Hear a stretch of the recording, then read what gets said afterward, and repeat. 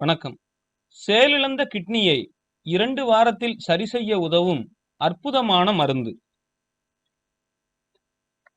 தற்பொழுது கிட்னி பழுது அடைந்தால் டயாலிசிஸ் என்று இரத்தம் மாற்றுகிறார்கள். அதிக சிரமம் மற்றும் செலவு. கிரியேட்டினைன் லெவல் 0.6 முதல் 1.3 இருக்க வேண்டும். அப்படி இந்த லெவல் இல்லை என்றால் கிட்னி ஃபெயிலியர், ஃபங்க்ஷன் சரியில்லை, இரத்தம் மாற்ற வேண்டும், கிட்னி மாற்ற வேண்டும் என்பார்கள். பல லட்சம் செலவாகும், வேதனை, வலி இருக்கும். இதை சரி செய்ய எளிய வழி உண்டு. நாட்டு மருந்து கடைக்கு சென்று இந்து உப்பு என்று கேளுங்கள், கிடைக்கும். 1 கிலோ 60 ரூபாய் அல்லது 80 ரூபாய். இந்த உப்பை கொண்டு வீட்டில் 3 வேளையும் உணவு சமைத்து சாப்பிடுங்கள். 15 நாட்கள் அல்லது அதிகபட்சம் 30 நாட்களில் உங்கள் கிட்னி இயல்பு நிலைக்கு திரும்பும்.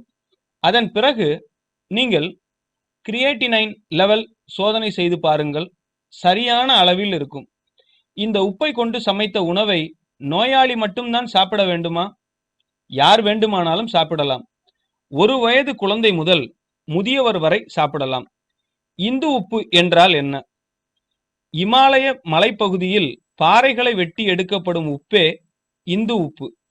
இதை ஹிந்துஸ்தான் உப்பு என்பார்கள்.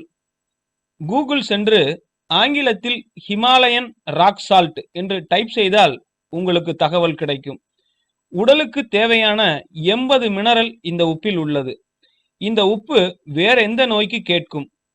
தைராய்டு பிரச்சனை கேட்கும், பல்லீறுகள் பிரச்சனை, வாய்ப்புண் ஆகியவை கேட்கும். அல்சர், பைல்ஸ் வந்தால் பச்சை மிளகாய் தவிர்த்து வரமிளகாய் சேர்ப்பது போல சாதா உப்பை தவிர்த்து இந்து உப்பு சேருங்கள். கிட்னி இயல்பு நிலைக்கு திரும்பும். சந்தேகப்படாமல் சாப்பிடுங்கள். மேலும் மனிதன் பயன்படுத்தத்தக்கது இந்து உப்புதான் என்கிறது ஆயுர்வேதம்.